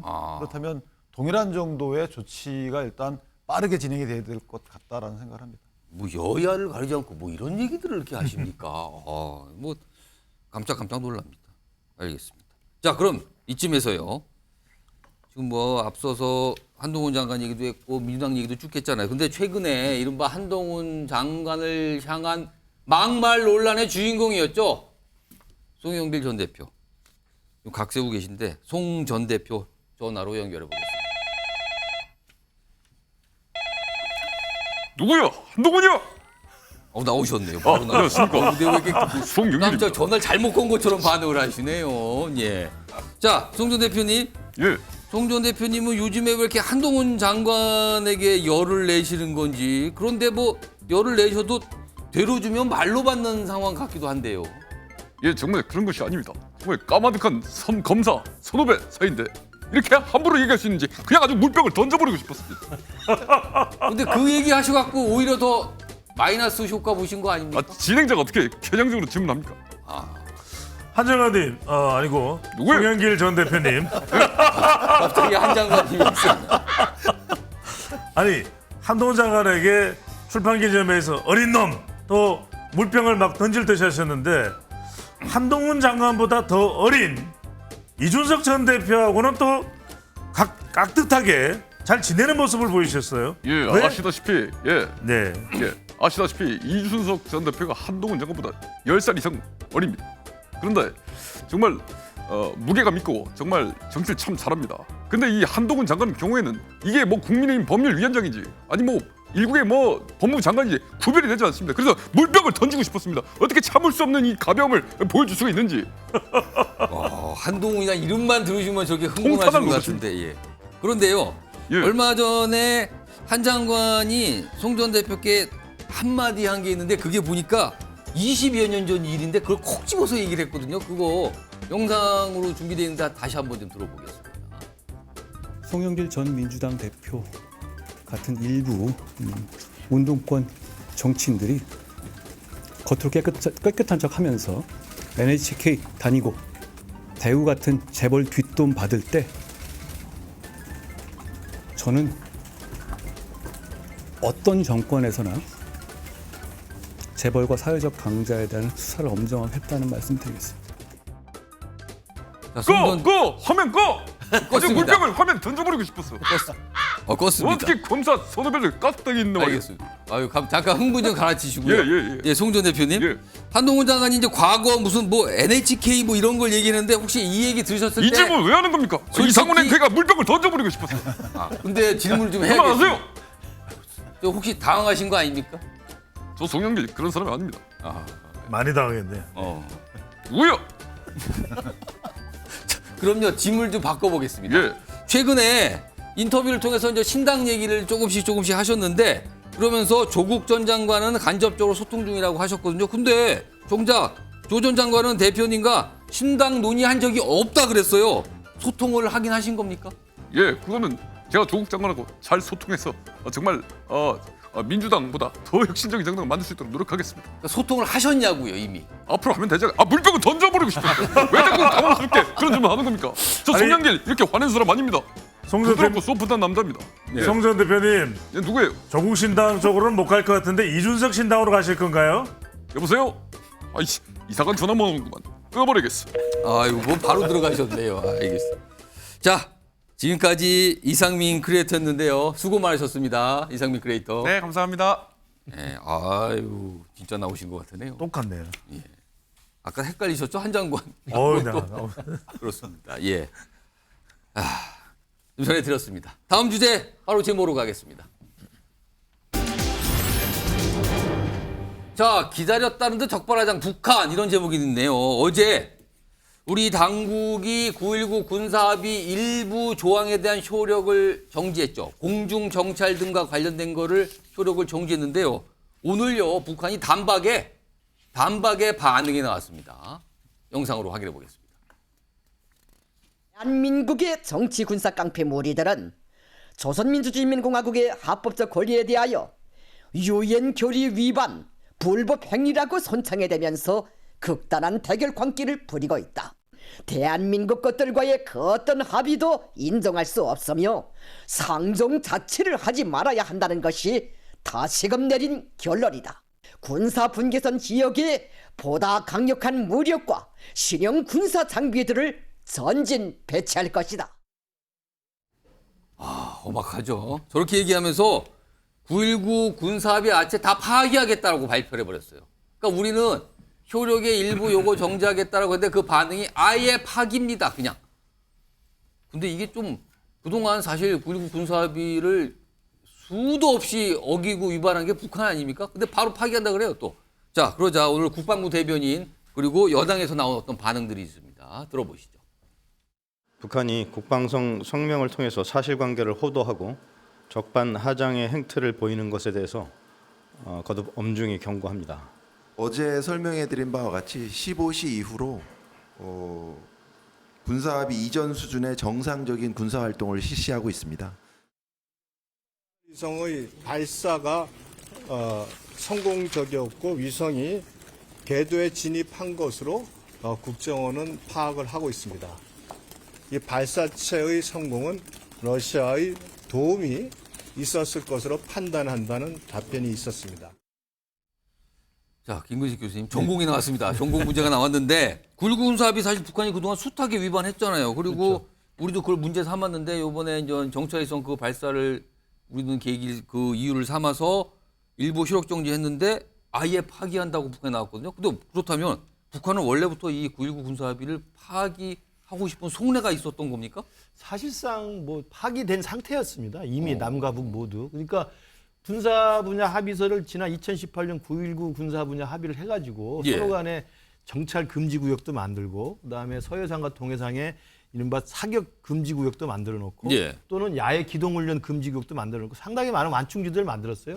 근데 이미 북한이 그 하노이에서 트럼프와 김정은 회담이 결렬된 이후로는요. 남쪽에 대해서 숱하면 NLL 이하로 뭐 엄청나게 쏴댔고 미사일 발사했을 뿐만 아니라 심지어는 과거에는 울릉도 근처에까지 그 미사일을 쏴가지고 울릉도에 경계령까지 내리지 않았습니까? 그러니까 이미 사실상 휴지 조각이 된 상황이었는데 우리 정부로서는 지금까지 남북관계 이후에 남과 북이 합의한 문서에 대해서 우리 대한민국 정부가 먼저 이걸 효력을 중지시킨 적은 한 번도 없습니다.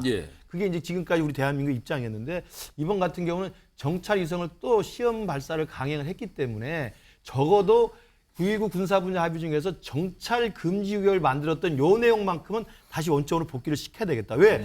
북한이 정찰 위성이라고 하는 엄청난 정찰 능력을 확보하고 있다고 좀 떠버리는 마당에 우리 스스로가 정찰의 능력들을 서로 손을 막을 필요 없고 눈을 막을 필요 없지 않겠습니까? 그래서 그 부분만 우리는 일시 정지시킨 건데 북한은 기다렸다는 듯이 전체 합의를 좀 무력화시킨 것 같고요. 저는 이게 애초에 2018년에 9.19 군사 분야 합의 나올 때도 좀 비판적인 입장이었는데 서로 간의 군사적 신뢰를 구축하려면 양측이 가장 대등한 입장에서 서로 간의 입장들을 좀 내려놔야 됩니다. 예. 그러나 북한이 가장 무서워하는 게 우리 쪽의 정찰 감시 능력입니다. 그러면 정찰 감시 능력을 우리는 무조건 줄여놓고 예. 북한이 또 힘 있는 거 우리가 무시하는 건 핵 능력 아닙니까? 근데 핵 능력은 그대로 있고 북한이 가장 두려워하는 정찰 감시 능력만 양쪽에 내려놓는다 하면 북한은 너무 이로운 거예요. 근데 그 마당에서 또 북한이 이제 정찰 이석까지 쏘았다고 했기 때문에 예. 우리 정부로서는 더 이상 이제 인내심이 한계가 왔다. 저는 그렇게 평가를 하고 있습니다. 자, 김종욱 전 장관. 지금 민주당에서는 어제 우리 당국의 조치, 그러니까 9.19 군사합의 일부 내용에 대한 효력 정지 이거에 대해서 비판하면서 그나마 9.19 군사합의가 남북 충돌 방지의 안전핀이다 이렇게 좀 얘기를 하고 있거든요. 근데 이 안전핀이요. 북한은 그동안 계속 위반하고 우리는 그저 보고만 있었던 거 아닙니까? 이게 진짜 안전핀입니까 이게?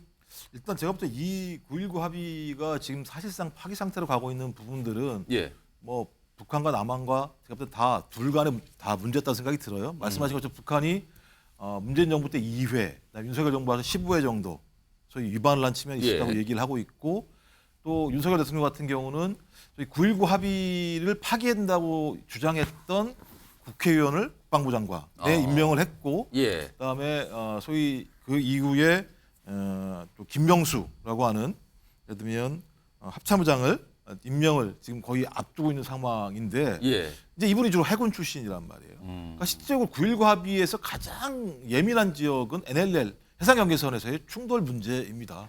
그리고 또 이번에 이제 정찰 위성 발사가 실제로 9.19 합의를 위반한 것이냐? 그러니까 유엔 안보리 결의는 위반한 게 맞긴 합니다만 그러니까 이 사안들을 이렇게 해서 예를 들면 부분적으로 효력을 정지시키게 되면서 서로 이제 확전이 되는 건데 저는 뭐 북한의 행동은 잘못된 거라고 생각을 합니다. 근데 저 남북이 합의한 부분들의 핵심적인 내용들은 우발적 충돌을 방지하는 거잖아요. 이거 쌍방이 벌일 이유가 있을까? 저는 그래서 가급적이면 이 합의들을 유지할 수 있도록 노력하는 게 맞다고 생각이 들고요. 한 번 잃어버린 안보는 다시 찾기가 매우 어렵습니다. 좀 그런 측면에서 좀 안보 문제는 좀 객관화할 필요가 있다라는 생각이 듭니다.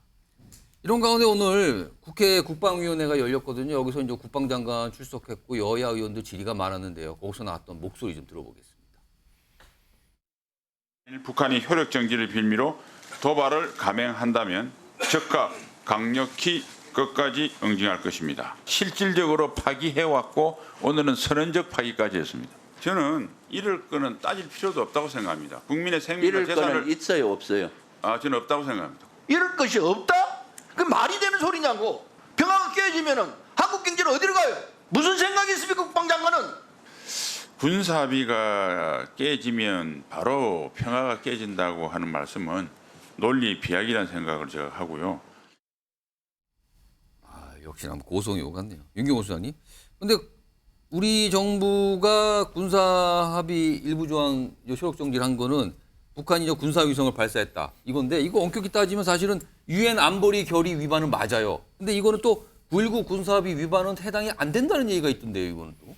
그러니까 북한이 정찰위성 쏘고 연이어서 바로 탄도미사일 또 쏘는 시도 이렇게 이어지니까 유엔의 사실은 제재 위반 뭐 할 말은 없죠. 그런데 저는 이번 이제 9.19 군사합의 일부 합의 파기죠.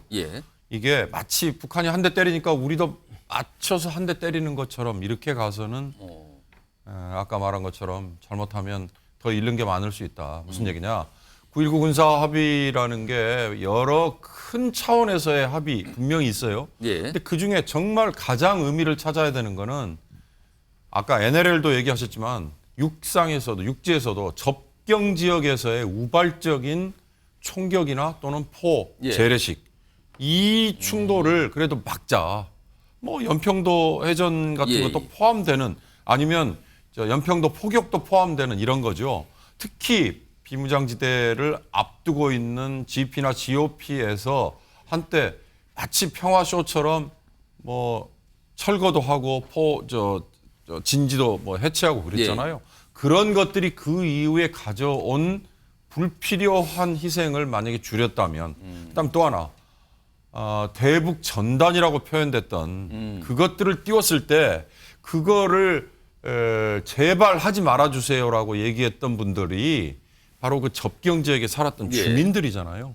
그 주민들의 목소리는 이 9.19 군사 합의라는 게 얼마나 큰 안도를 줄 수 있는 장치였는가 예. 이거거든요. 그러니까 그런 것들이 마치 북한이 한 대 때리니까 우리도 맞받아서 한 대 때리는 걸로 계속 상승작용으로 가면 9.19 군사합의에 아까 김근식 교수님이 정확히 지적하셨는데 정찰 능력에 관해서만 푸는 거다. 예. 여기에 그치는 걸로 간다면 우리가 대승적으로 대응을 하는 거죠. 근데 그게 아니라 정말 이 다음에 북한이 또 한 단계 높여서 대응한다고 우리는 또 거기에 맞춰서 또 한 단계 높여서 대응하면 예. 그동안 쌓은 공이 다 물거품이 될 것 같다는 걱정이 듭니다. 근데 제가 하나만 예. 이것은 사실은 북한의 어떤 행위에 대한 대응 차원이긴 하지만 예. 필요성이 있는 거예요.